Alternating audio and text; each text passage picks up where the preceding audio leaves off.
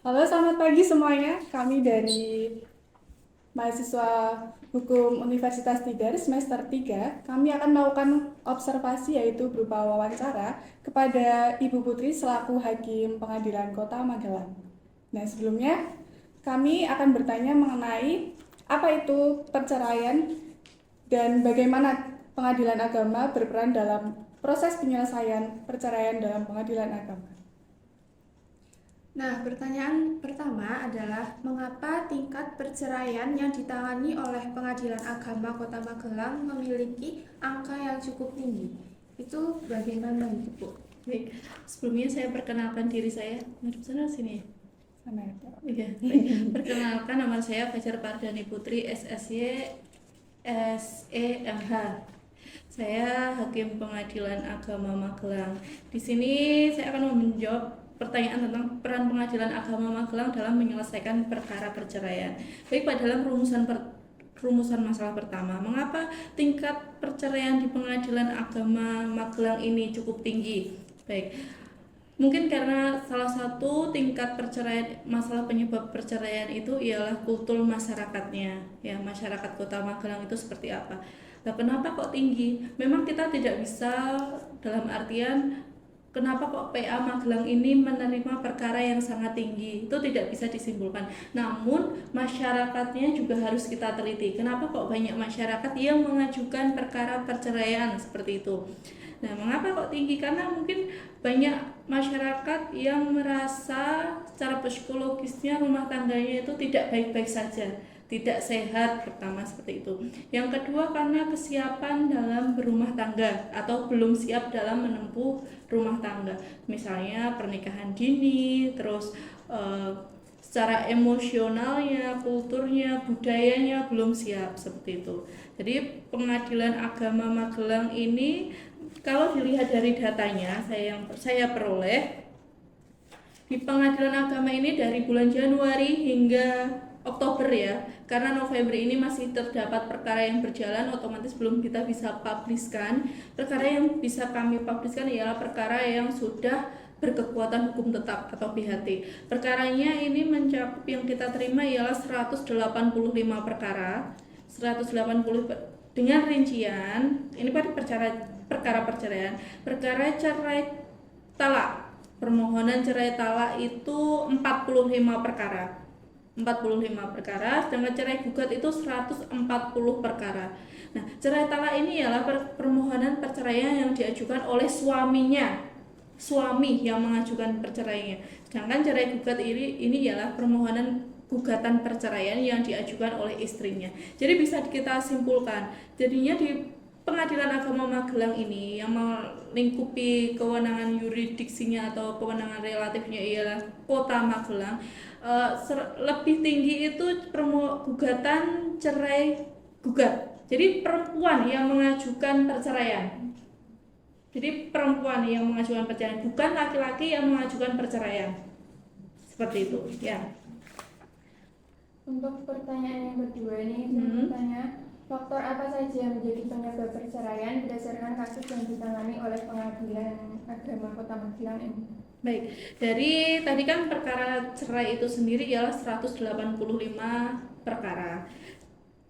Dari 185 perkara ini dapat kita distribusikan apa sih faktor-faktor penyebabnya gitu. Yang paling tinggi adalah faktor ekonomi. Faktor ekonomi, biasanya ekonominya kurang. Jadinya kan otomatis bisa dihubungkan dengan pertanyaan pertama, tidak siap secara ekonominya, emosionalnya, psikologisnya seperti itu. Jadinya faktor ekonomi ini mendominasi.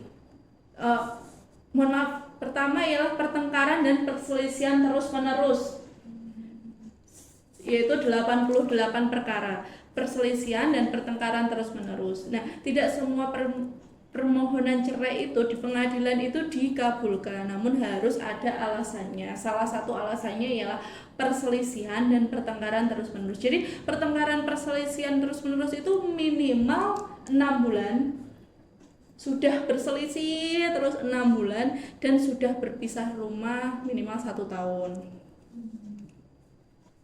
Tuh. gitu ya. Jadinya harus ada minimal yang bukan hari ini bertengkar terus mengajukan ke pengadilan, itu nggak bisa kita terima seperti itu. Jadinya harus diteliti dulu berapa sih minimal perselisihan pertengkarannya, sudah berapa bulan, pisah rumahnya sudah berapa bulan gitu kan. Karena perselisihan dan pertengkaran itu ya biasa, hal biasa dalam rumah tangga. Namun kalau terus menerus itu jadinya tidak biasa seperti itu. Dominasi yang kedua, yaitu faktor yang kedua adalah faktor ekonomi. Biasanya ekonominya kurang, seperti itu. Bukan berarti faktor ekonomi itu bukan berarti pihaknya tidak bekerja. Tidak bekerja di pengadilan agama Magelang bukan berarti, mohon maaf sebelumnya, yang pekerjaannya tukang parkir gak bisa menghidupi rumah tangganya gitu ya. Bukan cuma itu aja ekonominya. Faktor ekonomi itu bukan orang yang tingkat kehidupannya miskin dalam artian menengah ke bawah gitu ya. Menengah ke atas itu juga ada yang faktor ekonomi, yang gajinya berapa puluh juta itu juga ada faktor ekonomi juga. Nah seperti itu. Terus yang selanjutnya ini ada meninggalkan salah satu pihak. Ini ada 28 perkara. Jadinya meninggalkan salah satu pihak itu ada minimalnya 2 tahun. 2 tahun baru bisa mengajukan ke sini. Tuh. Kalau belum 2 tahun ya dicari dulu suaminya di mana gitu ya, atau istrinya di mana. Yang selanjutnya ini ada 6 perkara KDRT. Kekerasan dalam rumah tangga. Kalau kekerasan rumah tangga itu nggak ada minimalnya, harus berapa tahun karena kan ya namanya kekerasan, kalau dikasih kesempatan lagi siapa tahu besok melakukan lagi seperti itu. Terus ada murtad ini mungkin ada 5 perkara. Murtad ini ialah keluar dari agama Islam atau nanti dihukumnya fasakh. Jadinya nikahnya secara muslim, salah satu pihak atau kedua-duanya keluar dari Islam tuh ya. Jadi kan perkawinannya itu dinyatakan sudah rusak gitu. Terus yang di KDRT, murtad, ada lagi salah satu pihak di penjara, huruf C, alasan perceraian huruf C, poligami, serta cacat badan. Gila ini kayaknya ada 2. Gila, terus cacat badan lah, tidak bisa melaksanakan kewajibannya sebagai suami dan istri gitu. Alasannya ini faktor penyebabnya. Nanti saya kasihkan ke mahasiswa. Ada lagi? Untuk pertanyaan yang ketiga kan tadi sudah dijelaskan tentang tingkat perceraian sama faktor menjadi yang penyebab perceraian. Nah, bagaimana sih peran pengadilan agama Magelang ini untuk mengatasi perkara perceraian? Sesuai dengan Undang-Undang Pengadilan Agama ya, tahun 2006 yang terakhir diperbarui itu. Jadi kewenangan pengadilan agama ini adalah memeriksa, mengadili perkara, salah satunya kewenangan kompetensi absolutnya ialah salah satunya perkara perkawinan. Nah, perkara perkawinan ini kan macam-macam. Perkara perkawinan itu macam-macam. Ada banyak lah, izin poligami, pencegahan perkawinan, dan salah satunya perceraian. Nah, bagaimana sih peran pengadilan agama ini menyelesaikan perkara perceraian? Jadi pada dasarnya ialah pengadilan agama ini kewajibannya ialah memutus, meriksa perkara. Jadinya nggak bisa mencegah, tapi upaya mencegah itu ada. Namun kalau mencegah jangan cerai, jangan itu tidak bisa. Namun upayanya ada. Kalau pengadilan agama tersendiri ialah apabila ada warga Kota Magelang yang ingin mengajukan cerai gugat, ada disediakan PTSP. PTSP itu tempat menerima pelayanan, maksudnya informasi, daftar perkara, itu ada PTSP. Nanti bisa dilihat juga di PTSP. Dan juga dikasih pos bantuan hukum, pos bakum. Jadi gratis di situ. Jadi para pihak bisa berkonsultasi kalau mau mengajukan cerai, mau bagaimana, apa itu kebutuhannya juga ada dilayani pos bakum. Seperti itu. Peran kita ialah tadi mencegah tidak bisa, hanya bisa menyelesaikan dan memutus ya. Tapi upaya mencegah ada. Jadinya di Pengadilan Agama Magelang ini sesuai SEMA juga, SEMA yang terbaru tentang pemenuhan hak-hak perempuan dan anak pasca perceraian, kita juga sudah cukup baik, di mana setiap perkara perceraian para pihak itu dapat mengajukan berkaitan tentang nafkah idah, mut'ah, madyah, hadonah, dan nafkah anak. Itu diputus di sini cukup banyak, nanti bisa diteliti seperti itu ya. Kita sudah mendukung pemenuhan hak perempuan dan anak pasca perceraian seperti itu. Untuk prosesnya, bagaimana sih proses penyelesaian perkaranya? Yang pertama, pihak mendaftar. Untuk syaratnya nanti bisa dilihat, mungkin ditampilkan di sini belangko-belangko apa sih syarat permohonan perceraiannya seperti apa. Mendaftar di PTSP di situ kan. Kalau mau bikin surat gugatan apa itu sudah dikasih pos bantuan hukum. Setelah bikin surat gugatan, daftar di Pengadilan Agama Magelang ini, proses penyelesaian perkaranya daftarnya lewat IKOT atau nanti sidangnya litigasi, dan ini biayanya lebih murah daripada yang manual gitu. Biaya murah, cuma 100-an ribu, murah berperkara di Pengadilan Agama Magelang ini. Nanti didaftarkan IKOT, habis perkara itu didaftar, diregister, dibuatkan penetapan majelis hakim oleh ketua. Habis itu setelah penetapan majelis hakim, ditetapkan hakim pemeriksa perkara tersebut menetapkan penetapan hari sidang. Dan panitra, nanti kan itu ada panitra menetapkan PP-nya, panitra pengganti yang duduk di sana, nanti PP-nya siapa, jurusitanya siapa, yang manggil siapa. Setelah ditetapkan hari sidang, nanti pihaknya dipanggil. Ya, yang manggil itu jurusita Pengadilan Agama Magelang. Yang manggilnya lewat, karena di Pengadilan Agama Magelang ini telah menerapkan Perma 7 tahun 2022, otomatis pemanggilannya lewat IKOT. Kalau pihak yang tidak terdaftar IKOT, pemanggilannya lewat surat tercatat. Tuh ya. Terus nanti setelah situ ada sidang pertama.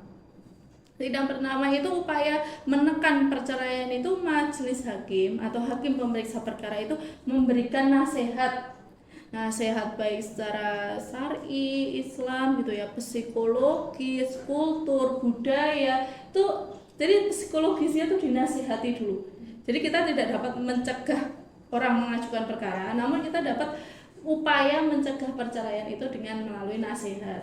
Selain itu juga diadakan mediasi berdasar Perma 1 tahun 2016. Nanti ada mediasi di Pengadilan Agama Magelang ini, mediasinya dari hakim, jadi gratis, tidak ada biaya juga gitu ya. Habis mediasi dinyatakan berhasil atau tidak berhasil, ditentukan lagi hari sidangnya.